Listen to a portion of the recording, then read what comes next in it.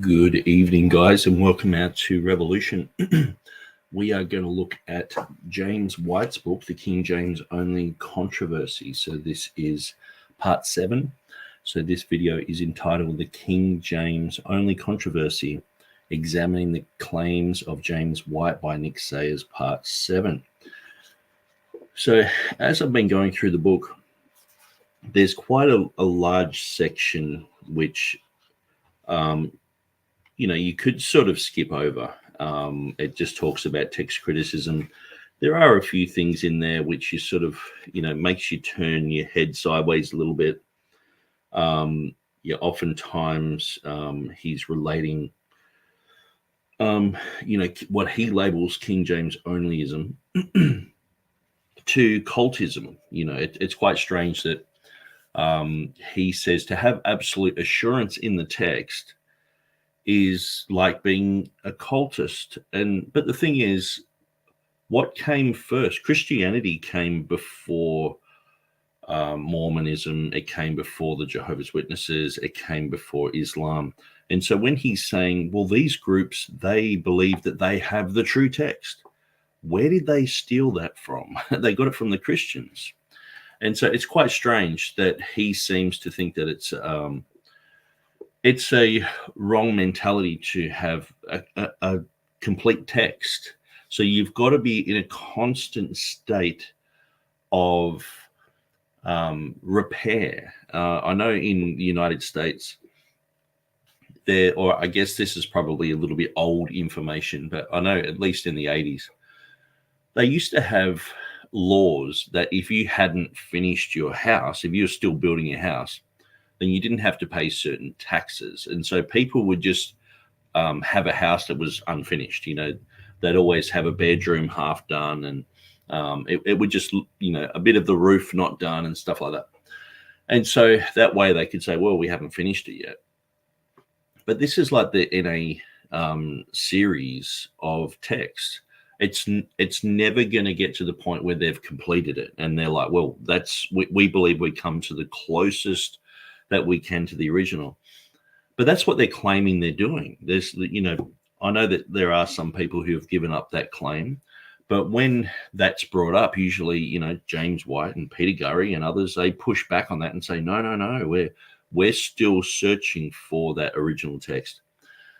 But it doesn't seem like they can actually achieve that, because then next thing you know, the ECM comes out, they have to adopt another 50 readings here and question another 20 readings there. And so they're still going through and amending their text perpetually. And now with the new CBGM concept that's come on board, which apparently is going to override absolutely everything before, what sort of readings is that going to spit out? We know that it spat out 2 Peter chapter 3, verse 10 with the Ook reading, which was completely abandoned by James White and then Stephen Boyce and then Mark Ward, and pretty much everyone said we don't want that reading, because what happened during that time between 2013 and today, what's happened is we have basically shown the critical text crowd that the King James doesn't have conjectural emendation in it, where they assumed for quite a long time that it did have conjectural emendation. And this was one of the main arguments against the King James. So Revelation 16:5 and all this sort of stuff. But then when we sort of turned the camera onto what they were doing, they were promoting conjectural emendation in 2 Peter chapter 3, verse 10. Sorry, I'm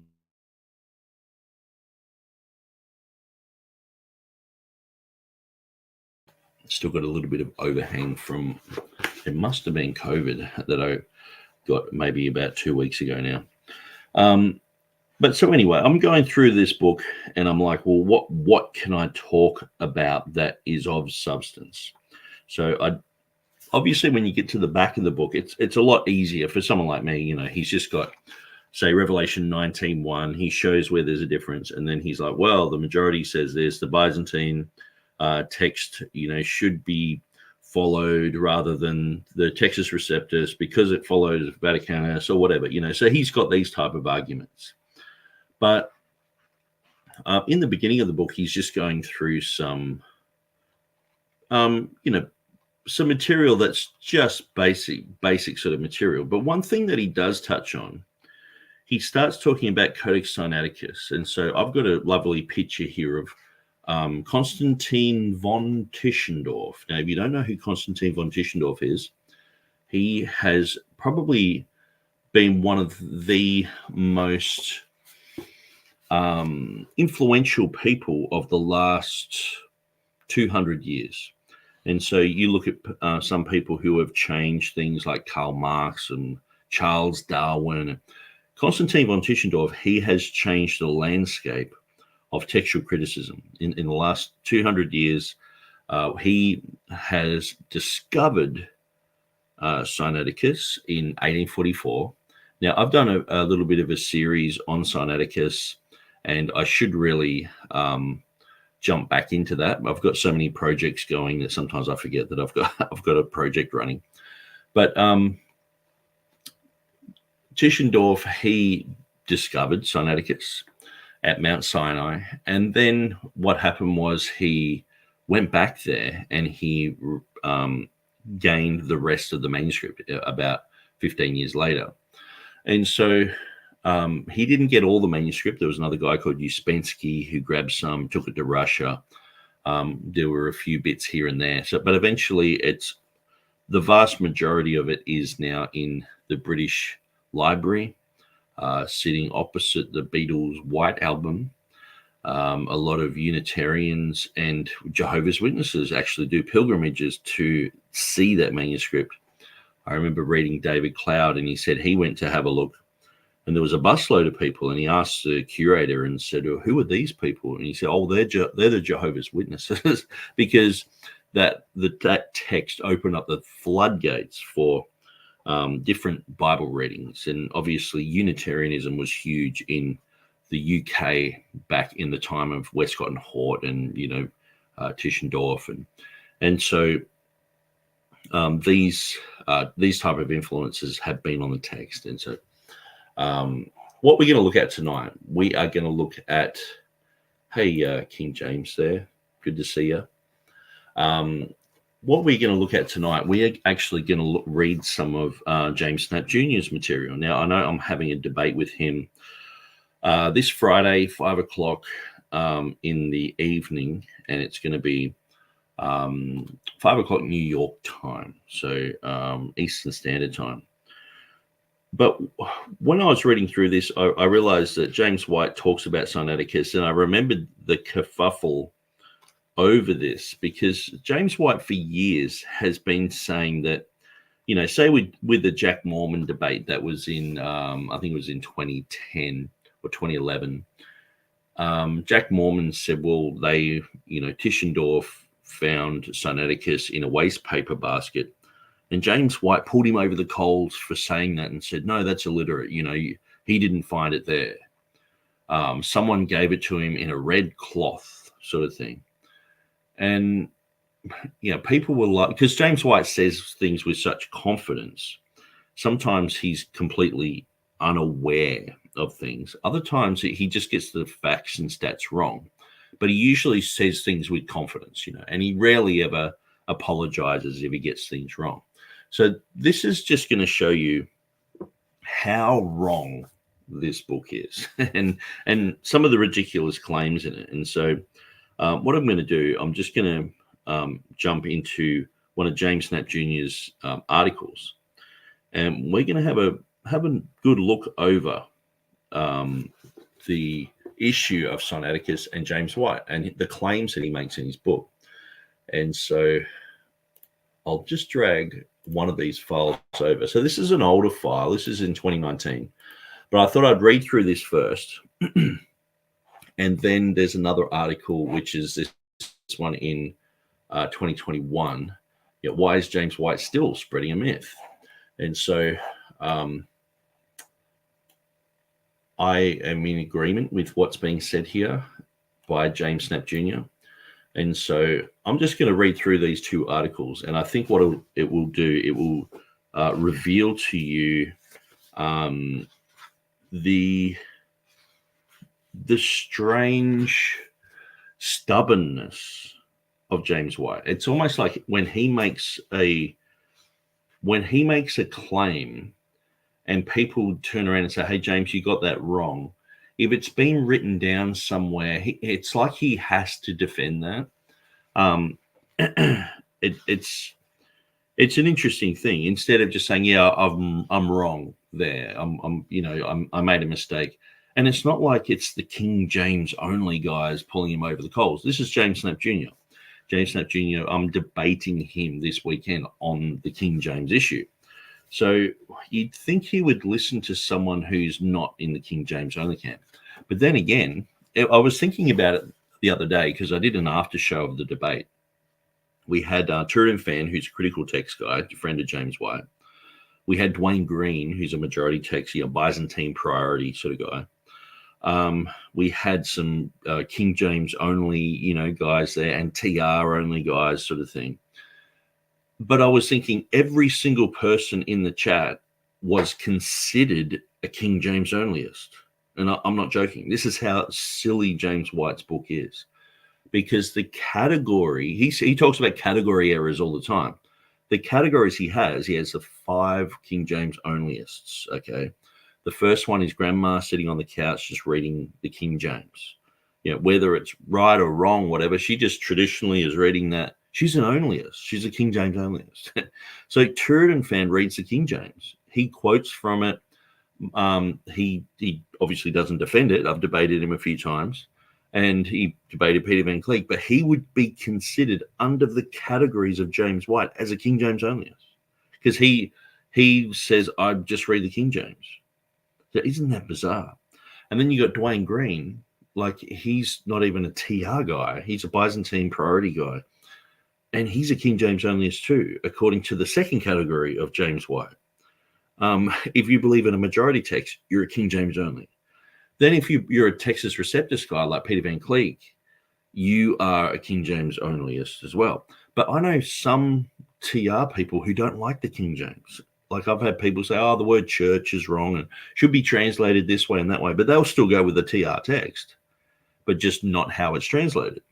So those people who don't like the King James are King James onlyists. This is how silly James White's book is. It's bizarre, and people laud.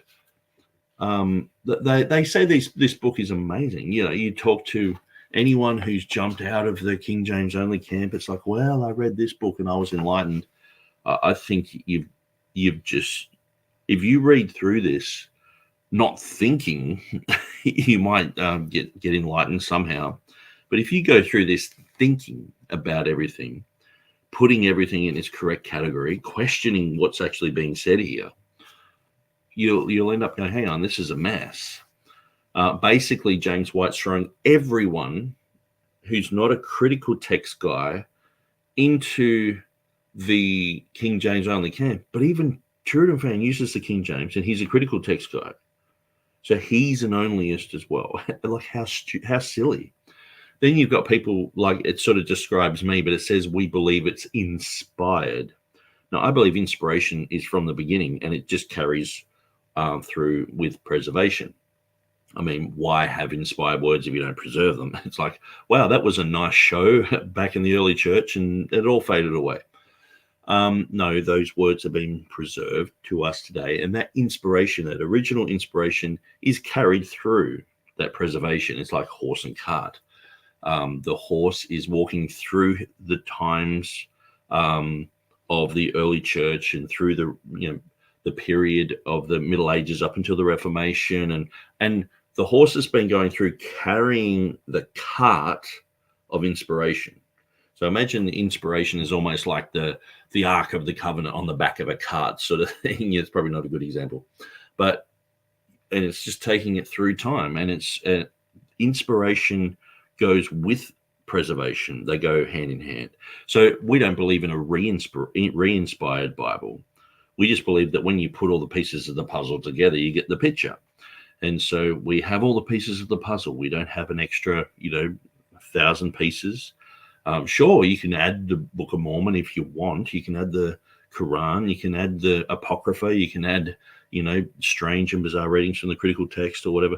But it's like, well, we don't recognize them as authoritative. We believe we've got all the words of God, not one less, not one more. And so anyway, then you've got your what we would label hyper King James, people who believe that, there's a re-inspiration there, and, there's sort of no real, it doesn't matter about the history of it. God's re-inspired it, sort of thing. But all of those people are King James only. So James White just labeled a whole bunch of people wrongly. Isn't that amazing? When you think about it, that everyone in the after show was a King James onlyist, including a critical text guy, a Byzantine prioritist, Textus Receptus guys, and King James only guys. They're all the same. It's so strange. And considering this has been the main Bible for English-speaking people for like 400 years, it still is the main Bible. I mean, which one's taken the place? Which one is the stand? I mean, look, even Trump, he's like, well, I'm gonna sell a Bible. Is he grabbing an NIV? No, he's grabbing the King James. Like, people just instinctively know that that's the Bible, Anyway, so we'll go through this article here. I might make it nice and big. A little bit too big. There we go. Now, I know most people listen to this anyway. They don't read along, but I'll make it nice and clear so you can read along. The asocial Berean says, good day. G'day. And Avery F says, White is a category error all by himself. Only he holds his views. I mean, if you were to ask an apologist, what's a King James onlyist? See, the thing is that by labeling everyone as a King James onlyist, then all you have to do is point out someone like Gail Replinger and go, oh, she's a King James onlyist, and then go to the category system here and go, oh, your grandma sitting on the couch is a King James onlyist too, so she's in a cult. So just using the King James, you're in a cult. But even if you hate the King James, you're in a cult too. It just any type of association with the King James, you're in a cult. So you've got to be part of the critical text camp to get out of this cult. So you can see how dangerous this is. So you have to join James White's crew to get out of the cult. And people like Mark Ward recommend this book. Obviously, they're not thinking too hard about these categories. Now, they tried to redefine the categories in the Textual Confidence Collective by labeling us as textual absolutists. But strangely, James White would be a textual absolutist because he believes the Communihanium shouldn't be there. He's adamant about it. It shouldn't be there, So he's absolutely 100% sure that it shouldn't be there. Or I'm absolutely 100% sure that it should be there. So we're both absolutists. Isn't that weird, this label? You're an absolutist, But if you just doubt the word of God, so there's certain places where he can be an absolutist. Then there's certain statements he can make. Well, we're not really sure. We've got 95% of the Bible. And it's like, well, what about the other 5%? Well, we're not sure about that. And it's like, well, okay, can you show me which bits you're sure of and which you're not sure of? But they can never really do that because I don't think that one person can actually go through and work all that out. They're just, half the time, we go through these examples and that they're misreading information about Beza and Revelation 16:5 and Erasmus and Revelation chapter 22 verses 18 and 19 and the Communihanium, and they're misreading things. They're just sort of adopting anecdotes that aren't really proven. But anyway, so Mark Ward has tried to make some different categories, but he calls himself what was it? They have textual confidence, the Textual Confidence Collective. and we're absolutists. Notice this type of language. And Mark Ward will say, well, that's absolutism, like believing that we have a text. We have all the words of God with us today. You're in a cult. But this has been Christianity for 2,000 years. People have believed that we've had the Bible, that we, even the confessions say the word of God is kept pure in all ages. And the cults have stolen that type of concept from the Christians. And then James White will turn around and say, well, you don't want to be like the cults, do you? It's sort of like if the Mormons knock on doors, the Jehovah's Witnesses knock on doors, and you knock on doors, well, you must be in a cult. It's like, no, James White, that's a category error in itself. So anyway, let's go through this. James White and Codex Sinaiticus. In 1995, James White wrote The King James Only Controversy, and in 2009, a second edition appeared. In both editions, White badly misrepresents the means by which Constantine von Tischendorf acquired Codex Sinaiticus at St. Catherine's Monastery. This is something that should be sorted out, lest readers of White's book continue to be misinformed on this. So, yeah, a lot of people, James White fanboys, we usually call them, parrot this type of material, which shows you they're not really thinking for themselves. They're not examining these claims for themselves. They're just parroting what James White says. Tischendorf's own report of his encounters with the manuscript is accessible.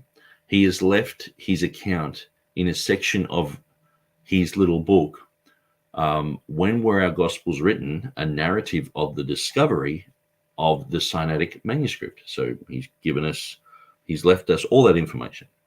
On page 28 of that book, Tischendorf affirms that in May of 1844 at St. Catherine's Monastery at Mount Sinai, quote, I discovered the pearl of all my researches, end quote. It may be easier to present Tischendorf's statement rather than summarize them. So this is a quote directly from that book. I perceived in the middle of the great hall a large and wide basket full of old parchments, and the librarian, who was a man of information, told me that 2 heaps of paper like this, molded by time, had already been committed to the flames. What was my surprise to find amid the heap of papers a considerable number of sheets of a copy of the Old Testament in Greek, which seemed to me to be one of the most ancient that I'd ever seen. The authorities of the convent allowed me to possess myself a third of these parchments, or about 45 sheets, all the more readily as they were destined for the fire, but I could not get them to yield up possession of the remainder, end quote. Tischendorf related that after returning to Europe, he named the pages he had gotten from St. Catherine's Monastery Codex Frederico Augustus, and they were disposed at Leipzig University, where they remain to this day. He also says that years later, in 1853, he visited St. Catherine's Monastery again, but found only a little fragment of the manuscript which he had previously seen in dismantled form in the basket. On page 32, Tischendorf describes his third visit to St. Catherine's Monastery in January and February of 1859. He writes that on February the 4th, he encountered substantially more pages of the manuscript that he had encountered in 1844. In the course of a conversation with the steward of the monastery, quote, as we returned toward sunset, he begged me to take some refreshment with him in his cell. Scarcely had he entered the room when, resuming our former subject of conversation, he said, and I too have read a Septuagint, that is, a copy of the Greek translation made by the 70.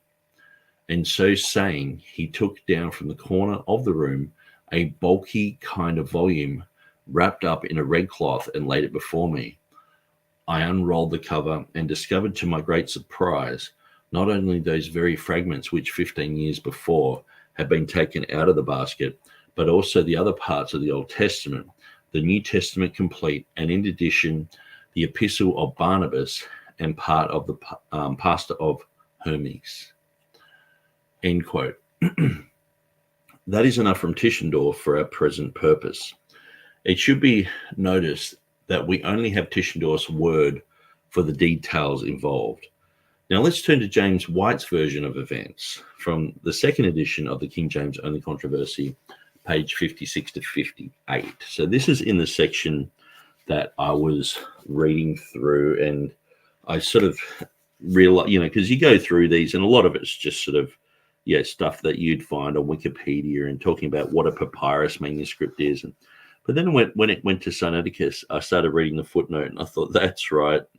James White has a bit of a bizarre twist on this. And so I'll have a sip of my coffee first. Usually I'm showing a video.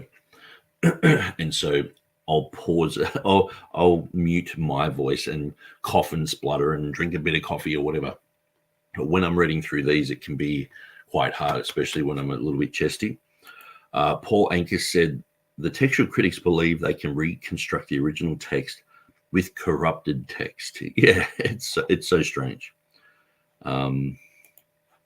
It's like getting a Picasso, and trying to recreate a photograph. Morning, evening, all. So this is Derek McClure. Hope everyone is well. Also, Avery F's comment about James White being his own category error is too good. Laughing out loud. Derek, laughing out loud. He is the Pied Piper. Okay, so let's see what happens next. So James White says, pages 56 to 58, quote, Tischendorf embarked on a journey to the Middle East in 1844, searching for biblical manuscripts. While visiting St. Catherine's Monastery on Mount Sinai, he noticed some parchment scraps in a basket that was to be used to stoke the fires in the monastery oven, end quote. Here White has placed a footnote, quote, if you were wondering why these scraps would be in a trash can, the answer is that ancient books, be they made of papyrus or vellum, decay over time. Bits of pages, the final or initial pages of a codex, were very subject to loss. They would over time find their way to the floor and need to be picked up to avoid a real fire hazard, end quote. White continues, quote, upon examining them, he discovered they contained part of the Septuagint, the Greek translation of the Old Testament.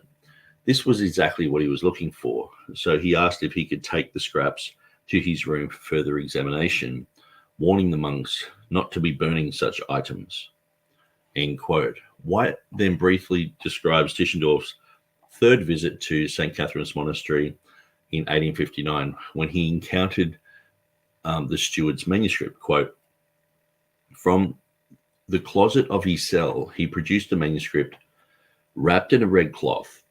The monk had no idea of the treasure in his hand, for this was none other than Codex Sinaiticus, which at the time was at least 1,500 years old, end quote. Up to this point, one might think that White's version of events is not much different from Tischendorf's account. But then we reach White's footnote on page 58, where after reporting that D.A. Waite claimed that some individuals, quote, just about worship, end quote, Sinaiticus or Codex Sinaiticus, White states, quote, this after alleging inaccuracy that before being found, Aleph was about to be burned.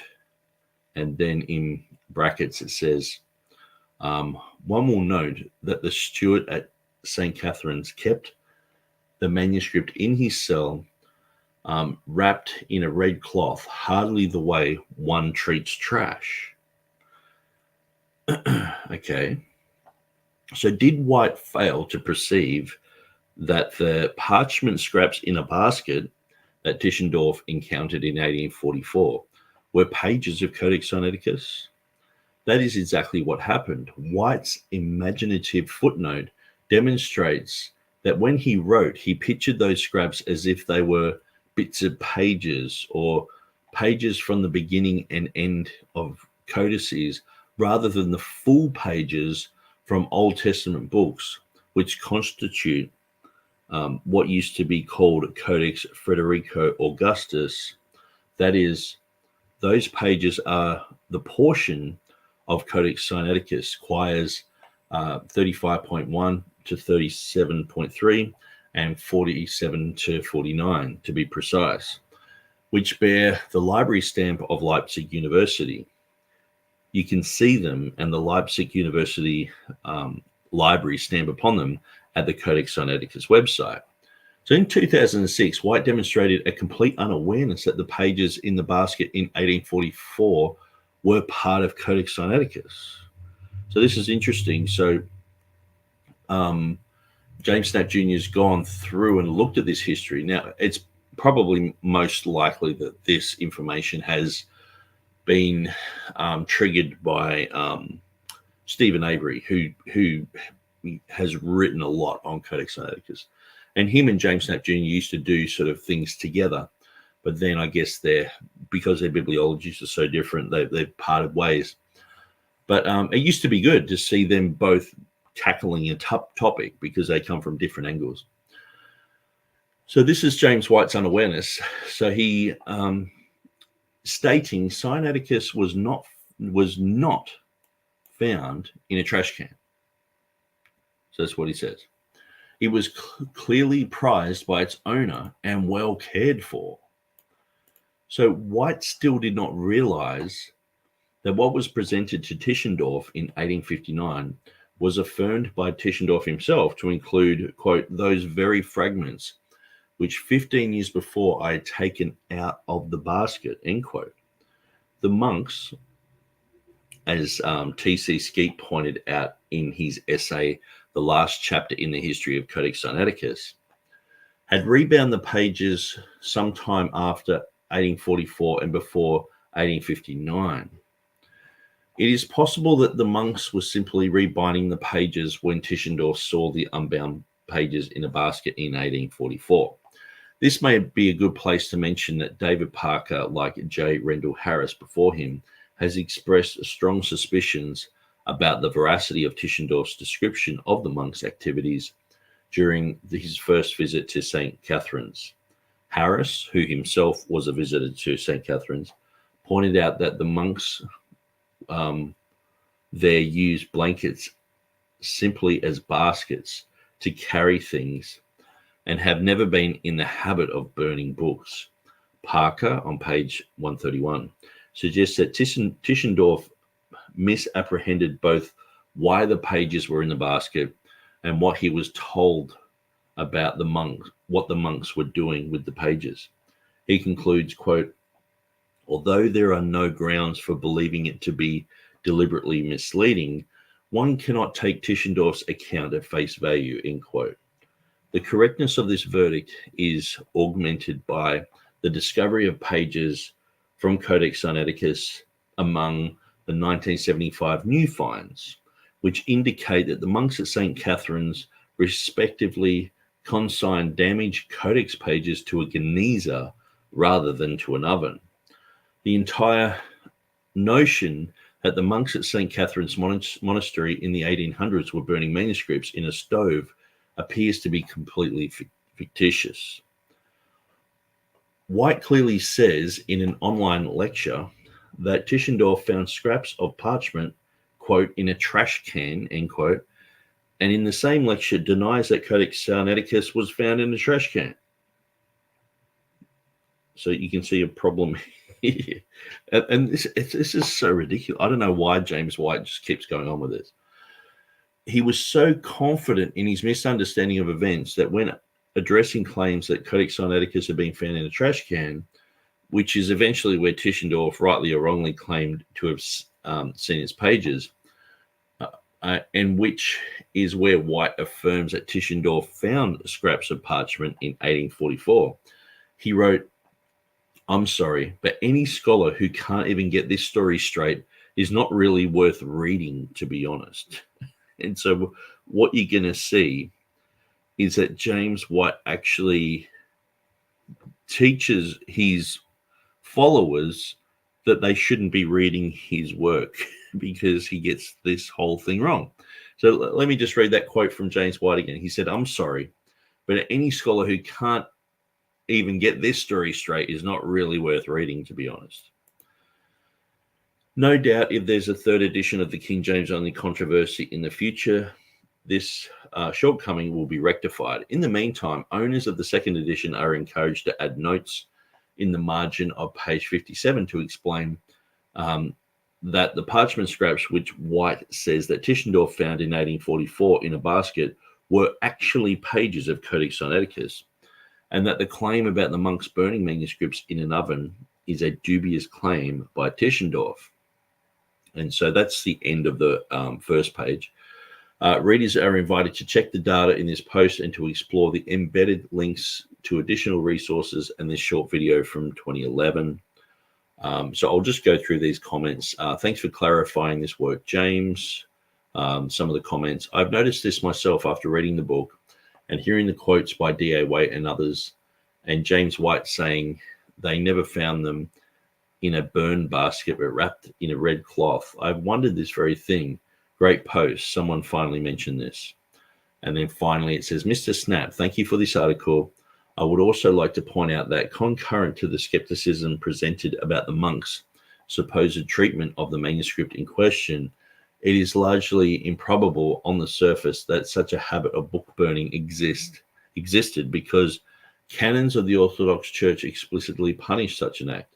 For example, Canon 68 of the Trello canons punishes anyone who destroys scriptural texts unless they are unreadable, with 1 year's excommunication." So that's very interesting. So I'll just go through some of these comments. I used to think Snap was pro KJVO. I got my eyes open. Yeah, Snap is in the white camp. Well, Snap is, he has his own type of text criticism called equitable eclecticism. I always, it's a bit of a tongue twister.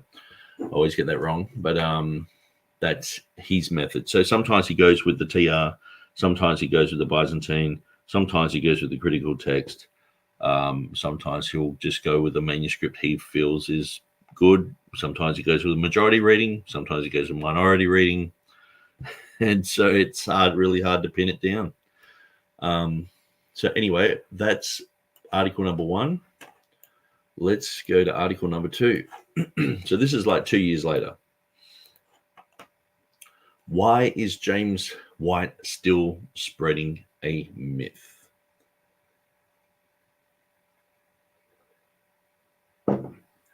James R. White, the director of Alpha and Omega Ministries, continues to spread a false version of how Codex Sinaiticus was initially encountered by Constantine Tischendorf. And it looks like his colleagues in around Phoenix, Arizona, are doing nothing to prevent him from doing so. As far back as 1995, when the first edition of the KJV only controversy was published, White claimed that in 1844, Constantine Tischendorf visited St. Catherine's Monastery and saw some parchment scraps in a basket. White went on to say that a subsequent visit in 1853, Tischendorf's incessant search for a manuscript was of no avail, but on another visit 6 years later, the steward of St. Catherine's Monastery showed him Codex Sinaiticus, have produced it from the close of his cell, wrapped in a red cloth.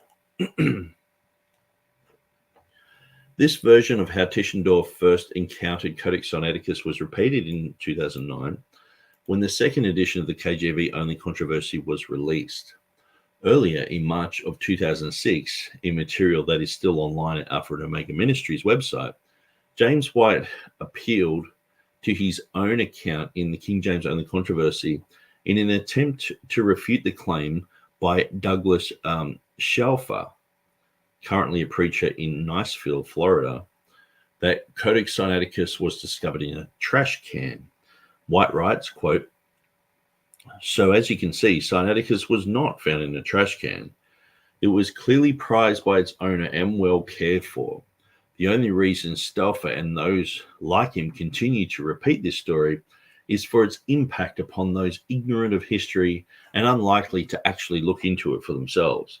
But for anyone serious about the subject, such dishonesty destroys one's credibility, end quote.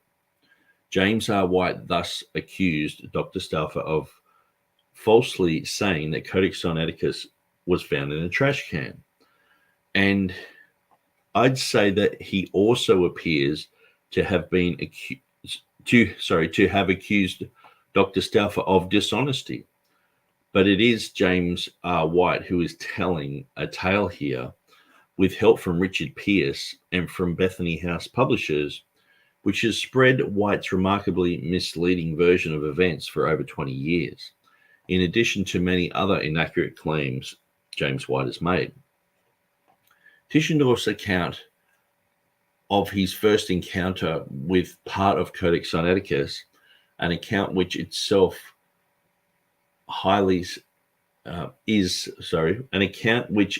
itself highly suspect in some respects, can be found in English in his 1867 essay, verbosely titled "When Were Our Gospels Written?" An argument by Constantine Tischendorf, with a narrative of the discovery of the Sinaitic manuscript, translated and published by the Religious Tract Society in London under the arrangement with the author.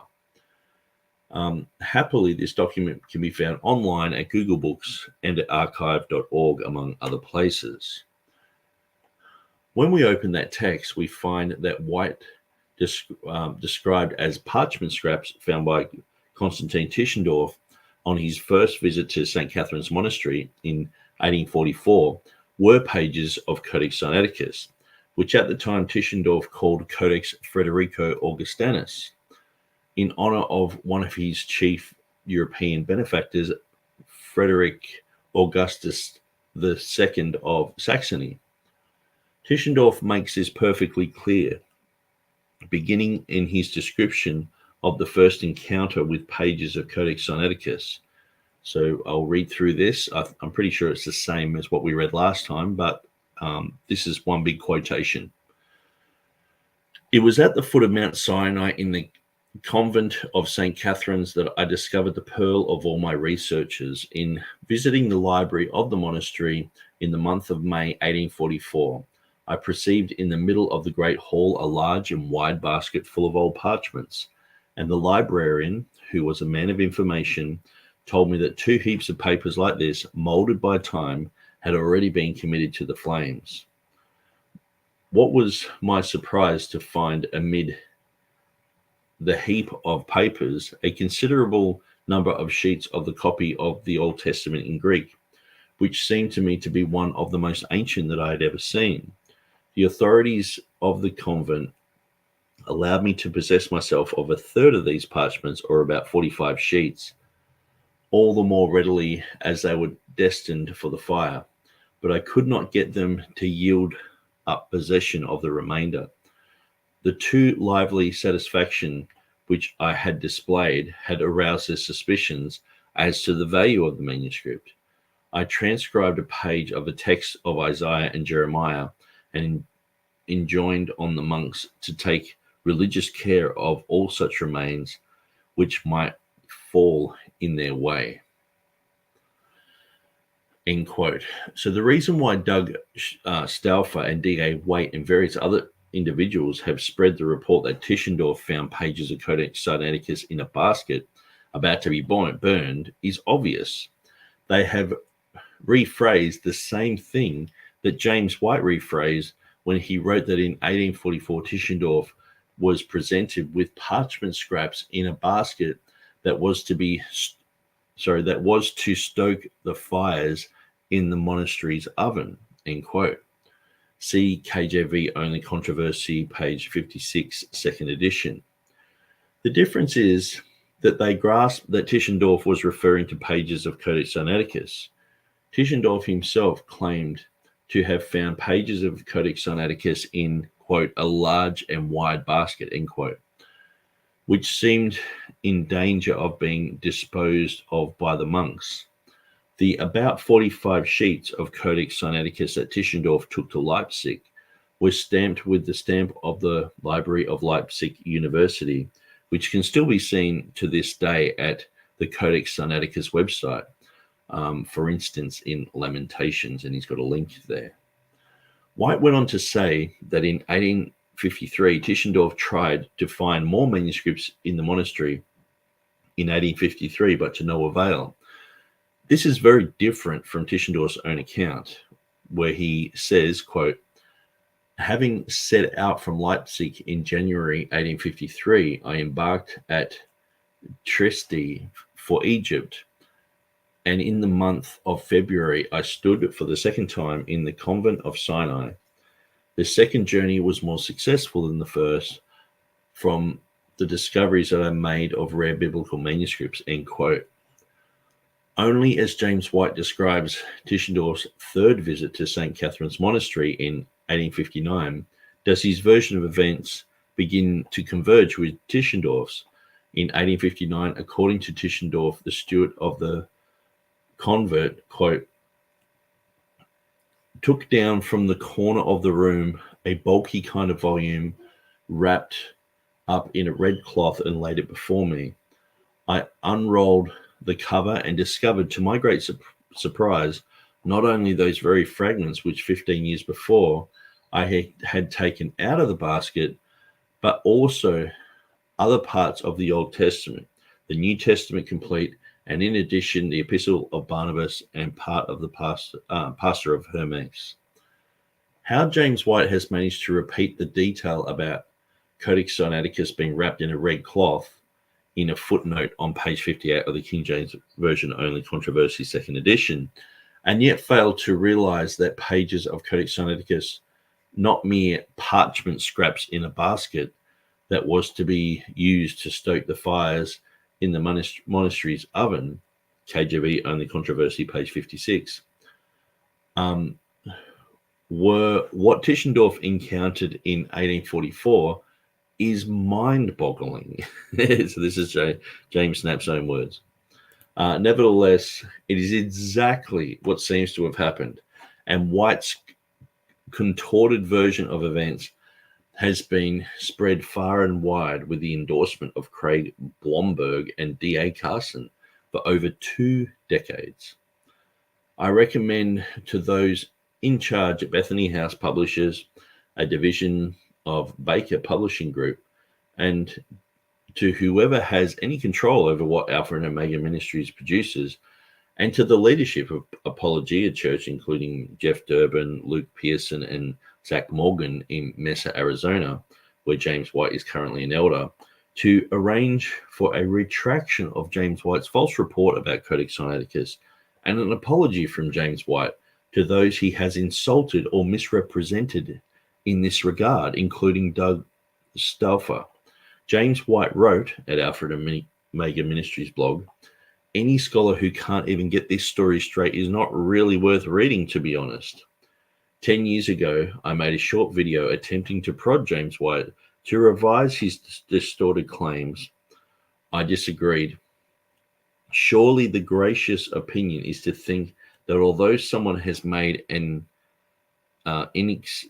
inexplicable blunder, he can still be worth listening to. But now, after 10 years have passed in which James White has not retracted his version of the story, I agree.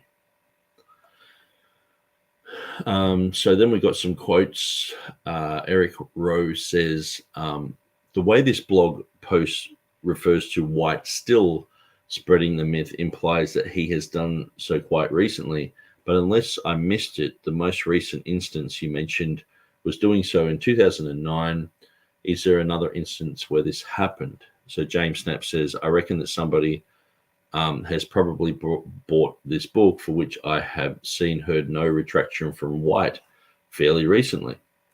Then someone else said, for what purpose White invented such a story? Is this something really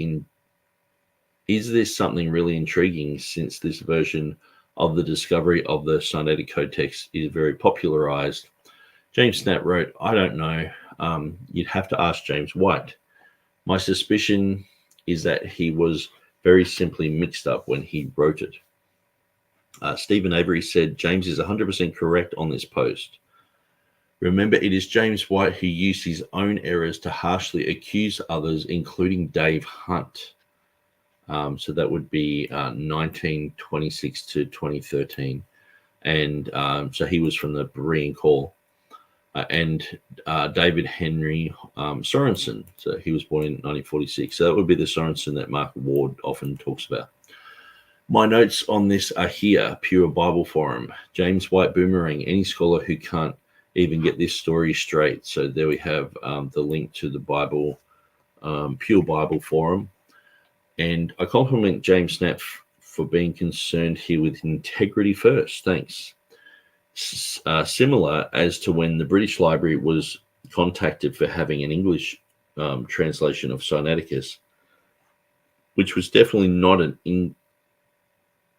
an English translation, misleading the myriad visitors to the site. Again, James was the only person in the textual milieu who was really concerned with the integrity aspect. Okay, so that's the end of those articles. So, okay, we've got Stephen Avery's actually right here. Hi, yes, amazing. We were discussing again recently. Yeah, good to see you, Stephen. The James White boomerang attack. It's so strange because, and then he makes the quote. It's so humorous because he's like, any scholar who can't even get this story straight is not worth reading, to be honest. It's bizarre. And so King James says, since James White likes to falsely accuse King James people of dishonesty and ignorance all the time, and must be pointed out that James White is a pathological liar. Apologia won't correct James White. Birds of a feather flock together. And yeah, so Stephen Avery's saying that he's there. Yeah, so that's interesting. So that's the two articles on that. So I might even bring up the Pure Bible Forum website here. Let's just throw that in the mix. So if you don't know about the Pure Bible Forum, this is by Stephen Avery. If you go to, I'm pretty sure it's What's New. I'll open it up in a new tab. And so oftentimes, yeah, so Stephen Avery's just written that 8 minutes ago. The true name of Jehovah. And so that's been written about today, yesterday, the orphanage of Simonides youth. So if you want to know about Sinaiticus and anything to do with Textus Receptus issues, King James issues, this is the place to go. And so you can look at, say, new posts and go through all that, Theodore Letus overview, interview with Joseph from Homestead Heritage, latest activity,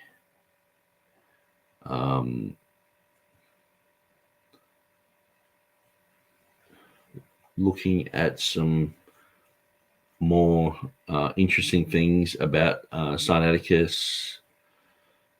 And so, yeah, it's one of those websites you can just keep going down rabbit trails. And so highly recommended. So here's the front page of it. And you can also search here. So just say you became really interested in Vaticanus. Just type that in there, search for it, and here we have Vaticanus with Vulgate or Old Latin readings, John 7:39, Theodore Letus interview. These here, and so that was on Saturday. So it's interesting that that's what Dwayne Green has been talking about those as well. Jude 1:3. So there's quite a lot here. This is just me typing in Vaticanus. So as you can see, if you really want to do a deep dive into anything like this, any type of topic like this, you can jump on this page. And so what I'll do, I'll put that page on in the mix. Anyone can go there, and I'll put it as a banner.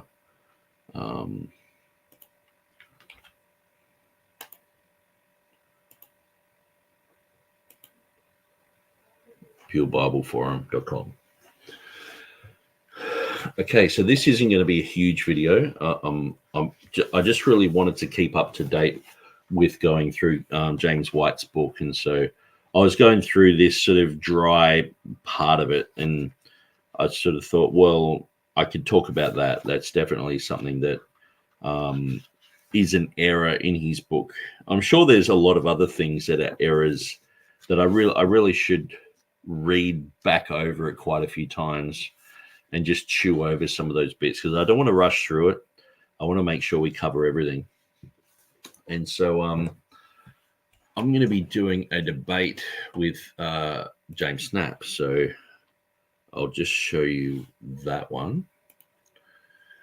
So this is Friday, 5 o'clock in the evening, or in the late afternoon. This is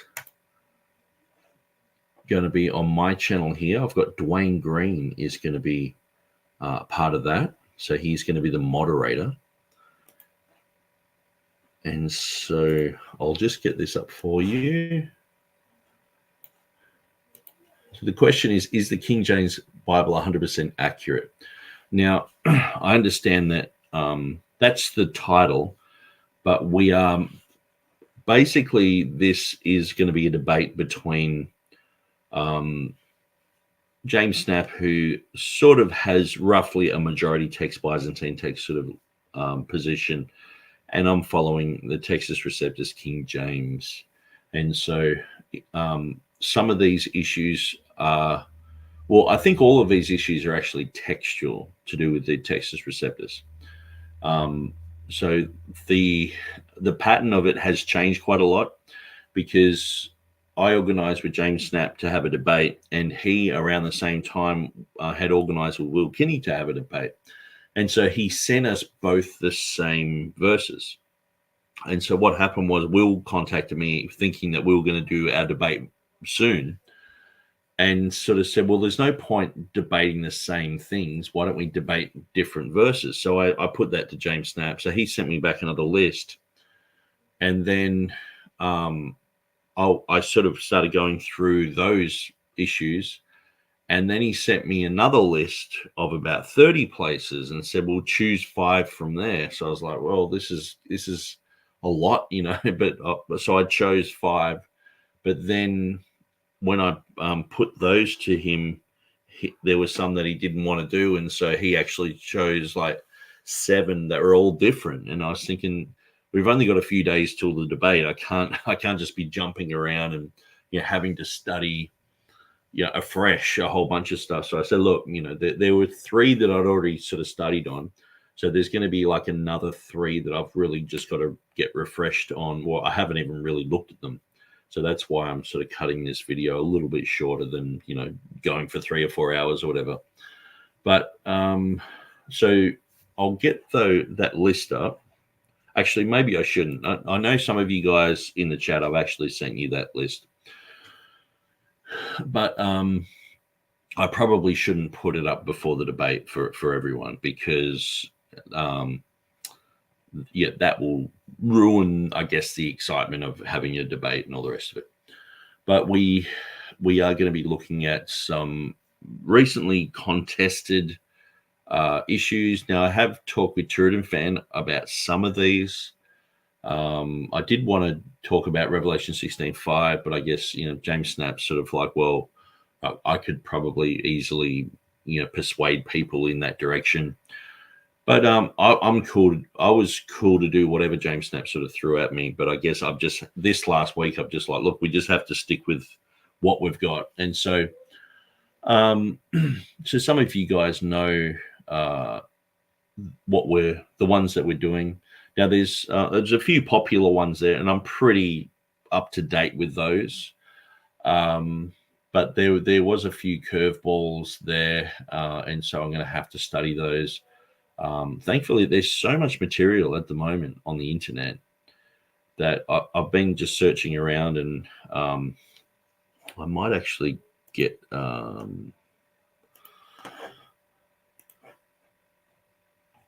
might just read out my little plan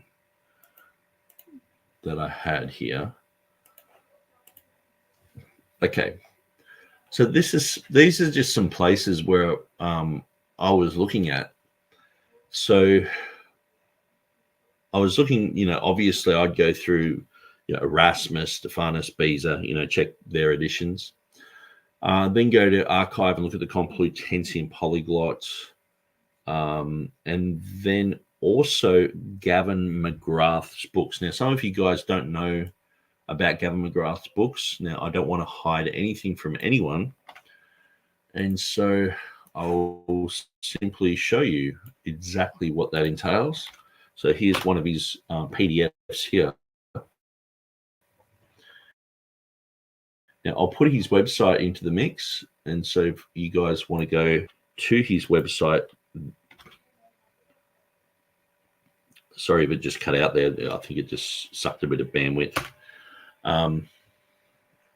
If you guys want to go to his site, Gavin McGrath Books, he has a full commentary on the Textus Receptus. It's up to about Mark chapter 5 now, which is really handy. And when you read through it, he is very, very good on the majority text, Byzantine text. Like he calls out like Dean Burgon and says, hey, well, Dean Burgon, yes, you did defend the Textus Receptus in many places, but you also actually came against it here, and here. And he sort of feels that Burgon was quite a deceptive character in that way. And Miller and Hoskier. And when you read through his material, it's like, well, I can't really argue with that. He has a really good grasp. He's like, I'll just read one of his verses here. Just to show you the depth of his knowledge. So, okay, so Matthew 9:8, they marveled. That's the Textus Receptus and the authorized version. The TR Greek reading, F.A. Masson, they marveled, is supported by the majority Byzantine text, Codices Sigma 042, Codex Ross and Ensis, late 5th, early 6th century, N022, Codex Petropolitanus Purpureus, it's a mouthful, 6th century, G11. So you can read through that. He's checking out all these manuscripts. And a lot of the time too, he's going to libraries and seeing these. And so he mentions that if he has gone and seen a manuscript, he'll talk about it. And then he talks about a different variant. This is a minority Byzantine reading found in Codex W 032, 5th century. And then he's talking about the Latin Tim Urunt, they feared. And so he goes through the Latin. So if you want to know about manuscript evidence backing up the Textus Receptus, he's gone through doing the same type of category readings that Metzger had. So I think it's the A, B, C, D readings. And the lowest I've seen him go is like a B reading with the Textus Receptus. He believes, like most of them are A readings, but every now and then he's like, okay, with the evidence that we have in our hand today, that would be a B reading. I can't recall him ever going for a C or a D reading. But and he offers really good internal evidence. This is well thought out, well studied. And so then he goes outside the closed class of witnesses. So he has the Latin, the Greek, and the early church writers. And then he goes outside of that, looking at other languages, other the Slavic, Georgian, Armenian, and so this is great. And he's only just done up to Mark 5, so it's helpful up to there. But sometimes he does like have a whole section on the Commuhanium. He's got like 10 pages on it, and it's pretty much the same sort of stuff that we would talk about with the grammatical issues and things like that. And so so I just sort of throw that up there and let you know that that is available. It's freely available online. If you go to his website, which I'll just quickly jump there. Whoops, that's PDF 3. I've just got to try and make that. Yeah, there we go. So he's got The Roman Pope is the Antichrist, commentary on the received text, creation, not macroevolution. So commentary on the received text. And you can see, so he's got introductions. He's an Anglican guy. He used to be a Seventh-day Adventist, so he's become an Anglican. He's in Australia. He's in the same state that I'm in. I've chatted to him a little bit. He's a very busy guy. So then he's got the commentary on the text, Matthew 1 to 9, and then Matthew 10 to 14. And then what he does is he has his ratings on the TR. And so actually, that looks like a wrong page. Or maybe it hasn't loaded properly. Yeah, that's better. And so, say like Matthew 8:28, and he gives another explanation and puts it in its categories, whether it's an A reading, a B reading. And so it's really, really good. And so I encourage everyone who is a defender of the authorized version, the Textus Receptus, go here. He has some really, really good things to say. Sometimes he'll skip over things, but obviously he's one guy. But he has so many PDFs. So he's got the commentary, Matthew 1 to 9, then Matthew 10 to 14, then the ratings, and that's only just up to 14 there. So when you look at how big these pages are, or how big these books are, I mean, there's 264 pages. I think there's way more, actually. Yeah, there's 300 pages there, just in his first one.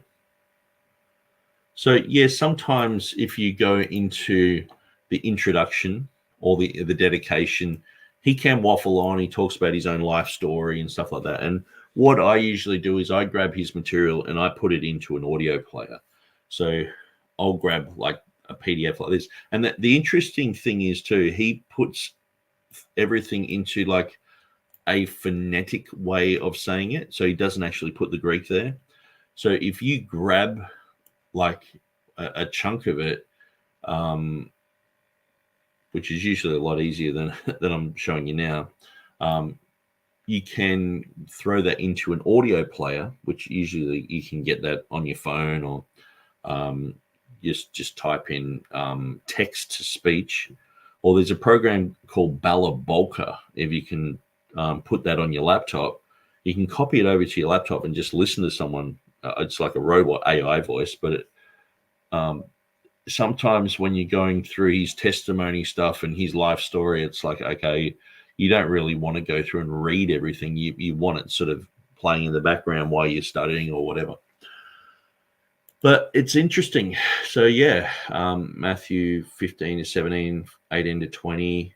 So the whole book of Matthew, and then he's going into Mark. So this is volume 5 and then volume 6, and Mark 4 and 5. So it's very good. So volume 7, it says, is coming soon. Gavin McGrath's textual commentary on the received text of the King James Version. I like how he puts that. It's the received text of the King James Version. Carefully considers the received text that for centuries was upheld by lovers of the King James Version, but in more recent times, the received text known as the Textus Receptus has come under increasing attack, as the King James Version has had to share its marketplace with other translations. Indeed, so many other versions have been competing with the King James Version, also known as the Authorized Version of 1611, in part because it is claimed that their New Testament Neo-Alexandrian text is better than the New Testament Neo-Byzantine received text of the King James Version. Against this backdrop, Gavin McGrath gives a powerful defense, both of the King James Version and of the received text underpinning it.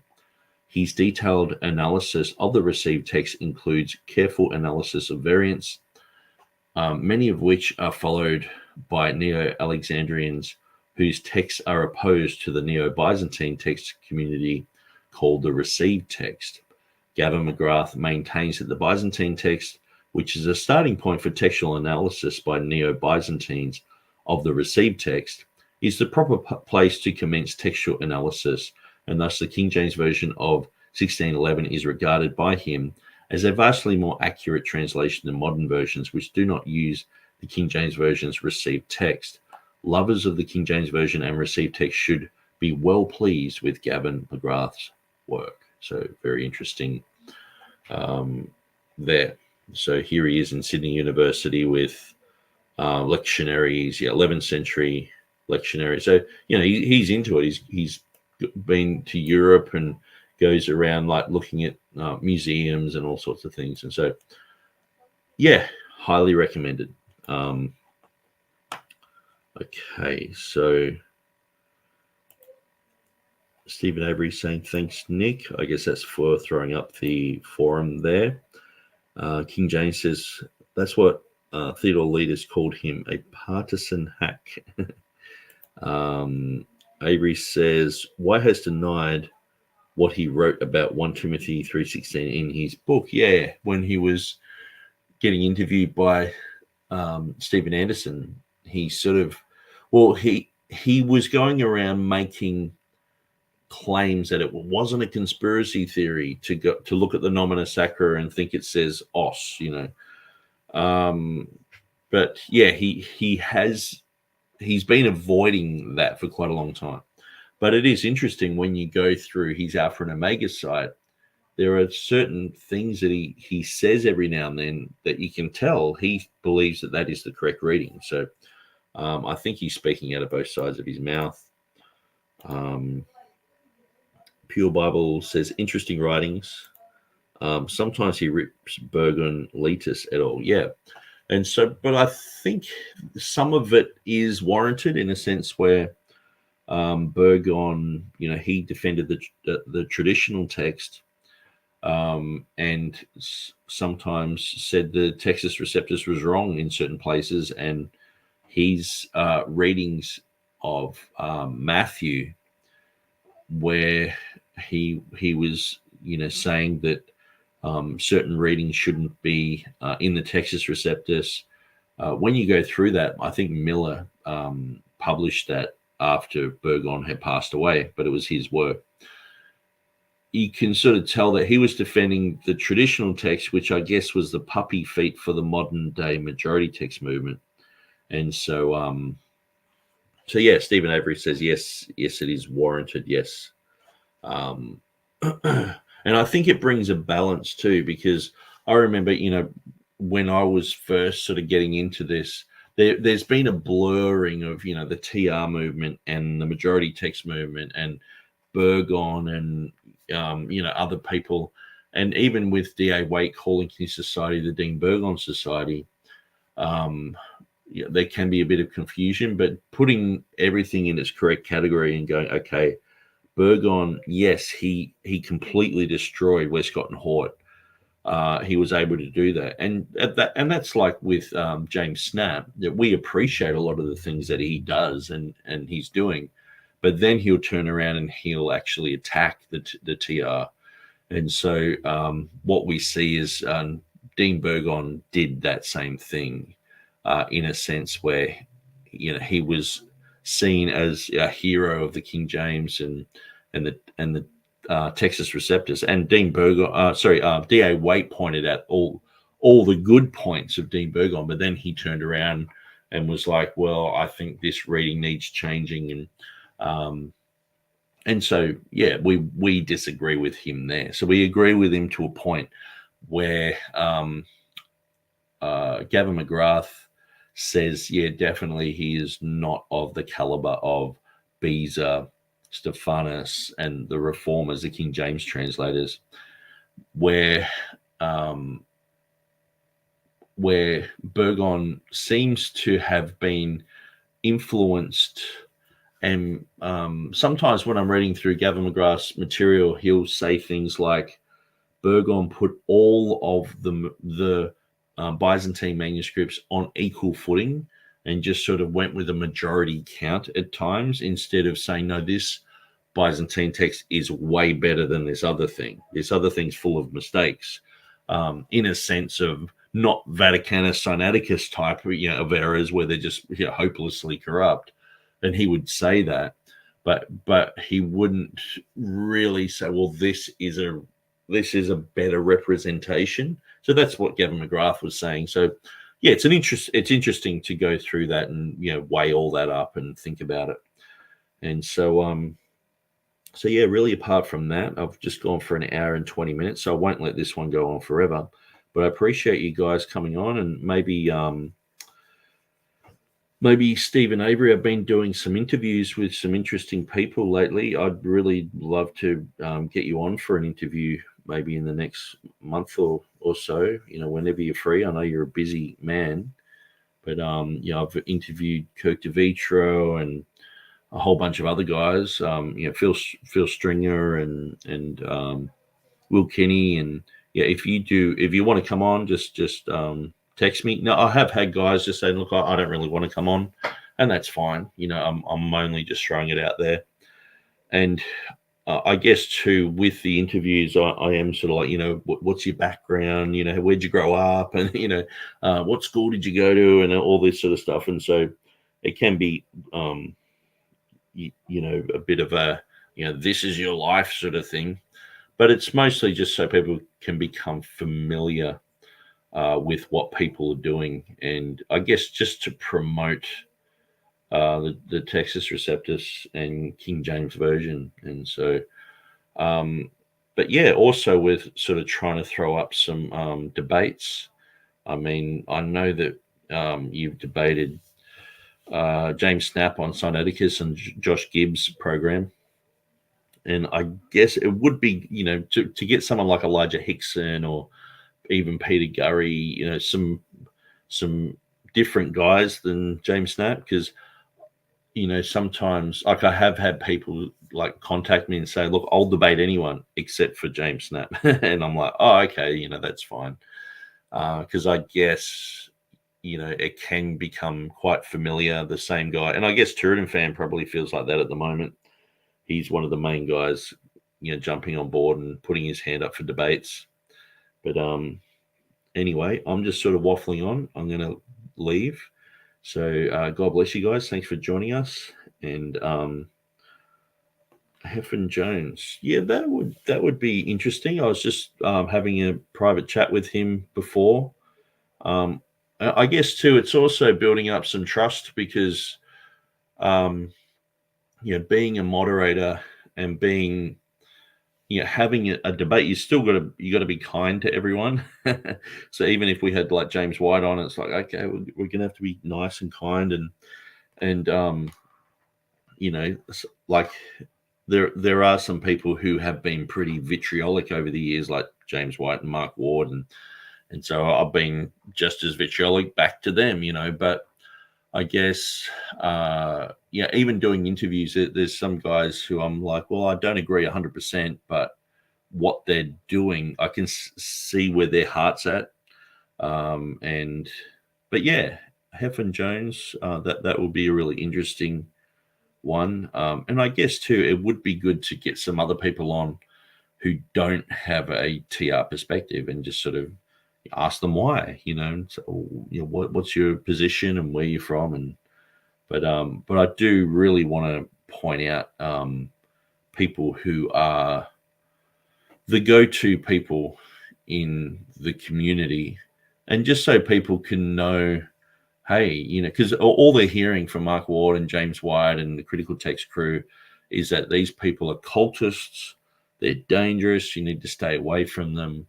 And so having someone like Jeff Riddle just come on and just chat about himself and people's minds can be changed, and then they can open themselves up to looking at their material. Because I've noticed too, sometimes James White will say something about me, like, a few years ago he said some things about me, and I noticed people in the TR KJV community were parroting that. And I was like, hey guys, you realize it's not true. He's just lying. But it sort of stuck. And I was like, and I was thinking, I wonder how many things he said about, Robert Truelove and Jeff Riddle and, Peter Van Cleek, that's just rubbish, but it's just stuck because he's just got a loud voice, so, definitely these, David Robert Palmer. Okay. Yeah, we're trying to get an interview with, what was her name? I've actually forgotten her name, but she is, she's very interesting, where she's likening higher text criticism to be akin to lower textual criticism, and is sort of proving that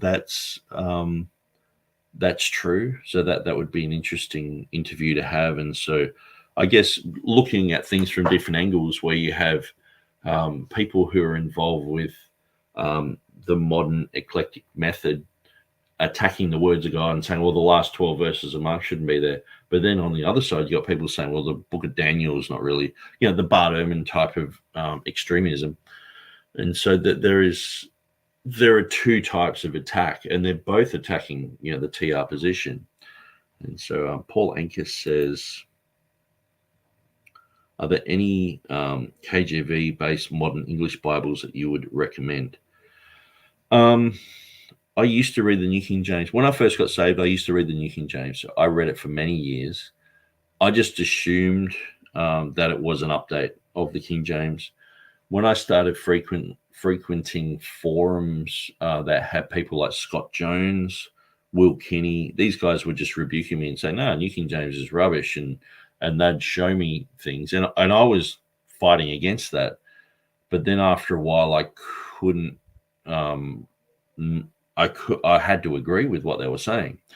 And so I guess that's been a bit of a focus of mine for probably the last 20, 25 years, is that issue. So looking at the King James. Now, I've got all the TR editions, Jay Green's Interlinear, the modern King James version. What have I got here? Like even these ones I picked up in the Philippines in 2003, which is the KJV 2000. And so, always just grabbing anything to do with the Textus Receptus, King James, New King James type of things. And just anything like that, Young's literal translation, concordance, and things like that to match up with the Young's. Just trying to think of what else I've got there. But yeah, so I've gone through that sort of stuff for many years and produced this KJV 2023 edition. And so now, what claims do I make about that? I would say it's just a supplement for people who are on that spectrum where they're saying, hey, I can't read the King James. There are some people who are so convinced that they can't read a King James Bible, and they're like, I have to have a modern Bible. So it's like, okay, well, there you go. And I'm constantly going through that. People from all over the place are reading through that and sending me places where, things could be amended and updated. And so it's basically a supplement. But one of the main reasons that I did it was because of Bible translation. So we've done an Urdu Bible translation into the Pakistani language of Urdu. So I've been working on that for many years, and we've just finished it. So it just needs printing now. The main guy behind it reads English fluently, reads Urdu fluently, but is not fluent in Hebrew or Greek. And so I'm basically going through and explaining things. And so there's just that extra step where it's like, okay, but if I'm explaining something in an archaic way to him, it's just easier to go, well, this is what it means, in the modern language. So we had the same issue with the Cambodian Bible. So we've got an Urdu Bible, the New Testament, Cambodian Bible, Old and New Testament, and these need printing. So basically, I've got to format these and put. Now we've got print on demand. I can put them up there. But these are projects that I've been working on for 10 years or more, and paying people to do this, to do KJV, TR style Bibles in other languages. And dealing with both of these languages, like a pastor who's living in Phnom Penh in Cambodia, again, speaks fluent English, fluent Cambodian, but he's a pastor, so he knows, the Greek and Hebrew and stuff like that, in a sense. But it's like, but at the end of the day, when I go street preaching up in Papua New Guinea, most people speak English there. And so I've been up there 13 times, go through the hospitals and pray for everyone. People don't want their own language Bibles. We have, this one here is the King James New Pella Testament. So this is in the Pidgin language. So this is bearing precious seed. It's great, and I take this up with me, and oftentimes I'll try and quote, in their language, and they really appreciate that. But most people don't even want their own language Bible. They want English Bibles, but then they want English Bibles that are easier to read. So they're often gravitating towards an NIV, ESV, and all that sort of stuff. And so that's one of the reasons why I've done it too. So yeah, hopefully that answers your question about that. So Pure Bible says, Kurt, and who was that? So that was Kirk DeVitro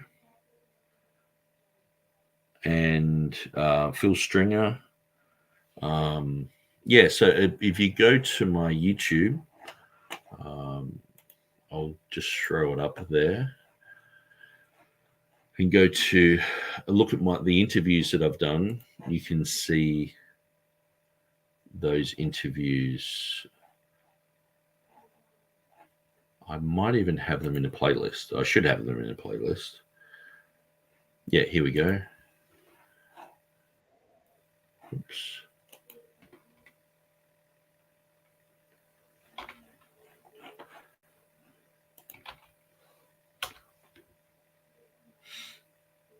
Yeah, so if you go there, it'll take you to an interview with Peter Van Cleek, and then it's got the next one was with Joseph Armstrong, then Will Kinney, then Jeff Riddle, then Phil Stringer, then Kirk DeVitro, Taylor DeSoto, and Alan Stewart. So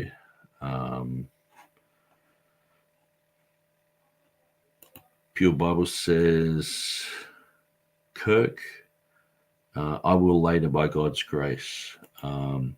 Sinaiticus, bye for now, thanks. And so, yeah. So I think that's about it. Yeah, so hopefully, Paul Anker, you can sort of see where I'm coming from with that.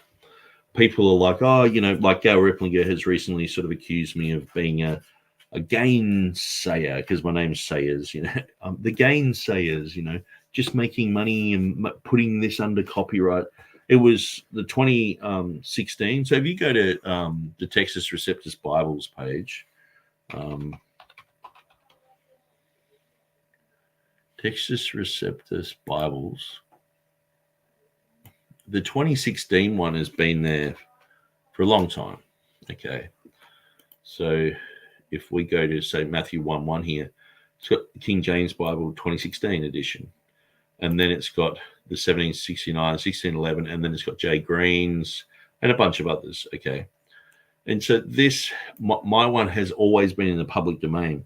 But what I found was when I went to print it, because it had been in the public domain, you still are underneath a type of copyright. And so I had copyrighted it as like a public domain thing, only just so that people wouldn't just steal it and just change it. Because I had heaps of people saying, "Oh no, I don't like your reading here. I want to change that." And so I was like, no.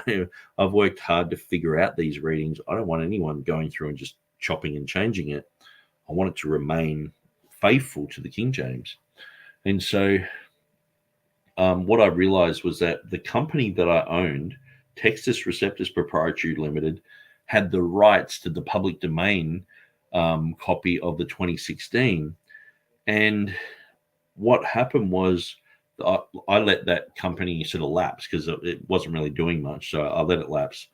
But then Amazon, for me to do print on demand, wanted me to get a permission letter from that company, which is me, to myself, giving me permission to print. And so I went through about 3 months of just absolute headache and trying to understand the law behind it. And in the end, Amazon just banned me. It was like, I couldn't even, like, they would just say, no, you need permission and all this. So that's why with the 2023 edition, I actually omitted all the introduction material. I put it under my own copyright. So that way because what happened as well is someone started printing it in the Philippines, the 2016 edition. They'd only printed about 4 or 5 of them, but that gave them the rights over it. And I had to get a permission letter from them for Amazon. It was just a nightmare. And so that's why you have to, we're stuck in this world. We have to sometimes, it's easier just to go, okay, well, we'll do it the world's way so we can move on. And so anyway, that's what happened. And it was quite a rigmarole. And during all that, for 4 years, I had a company in India who I'd fully paid to do the Bibles. They were going through and causing errors in the Bible. So they were putting things in italics, like everywhere where it said amen, they put in italics for emphasis. And I'm like, no, italics means that it's not in the Greek. They were changing some of the readings that were at the end of, say, Romans, where in the King James it has, I'll just read what it has here.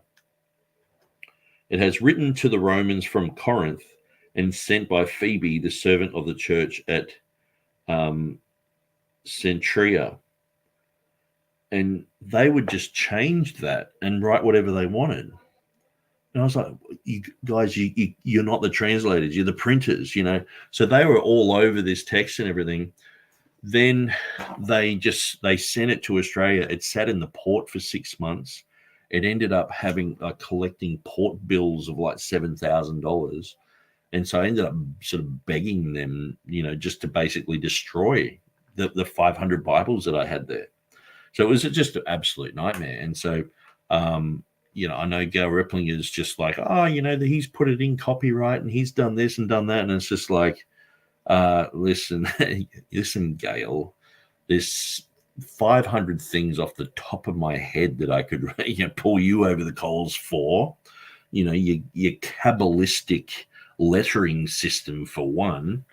And it's like, yeah, but anyway, so she's made a big fuss about it. But I remember when I was swapping from the New King James to the King James, I was reading through her pamphlet, which was like the New King James. It had this picture of a snake in the shape of the New King James logo. And so I went through it and I was like, well, it's changed from devils to demons. And I was like, actually, I don't think that has any effect on the text. And so I've thought about that for 25 years, I guess, and I still can't see any real massive problem. Anyway, so I'm talking about this. It's sort of completely off topic, but anyway, so this was the King James only controversy, Sinaiticus errors that James White has on page 58. And so Now, I did contact this guy. Oops. I did contact this guy. Where are we? I might just open it here. Revolution. Now, there's a guy called File1, and I've subscribed to him, and he has I think he's a James White fanboy, but he has a whole bunch of material from James White about the King James issue, okay? So when we go to File1 here, warning to the new IFB, cultic King James onlyism, Cody Zorn and Tommy McMurtry, all this sort of stuff. But he does have this one, the King James only controversy. So what had happened, James White did 7 videos, and all of these other ones were all deleted.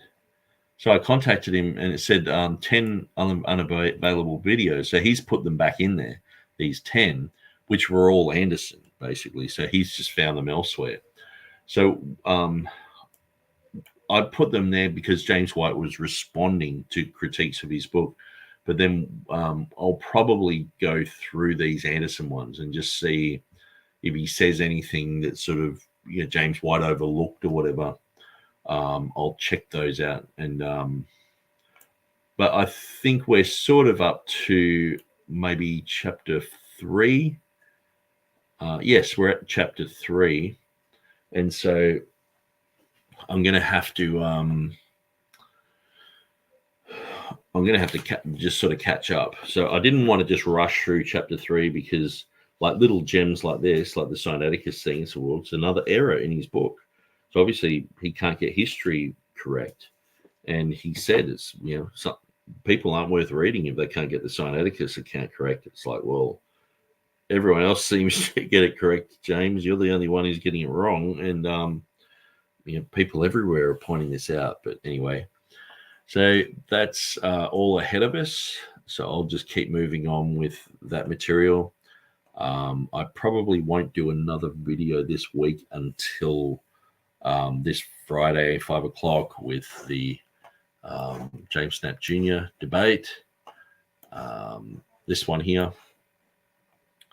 So live in 3 days. So yeah, I probably won't do anything until then because I'm going to have to study quite extensively. There's 3 verses that I don't know anything about yet. And so I've got to knuckle down and do that.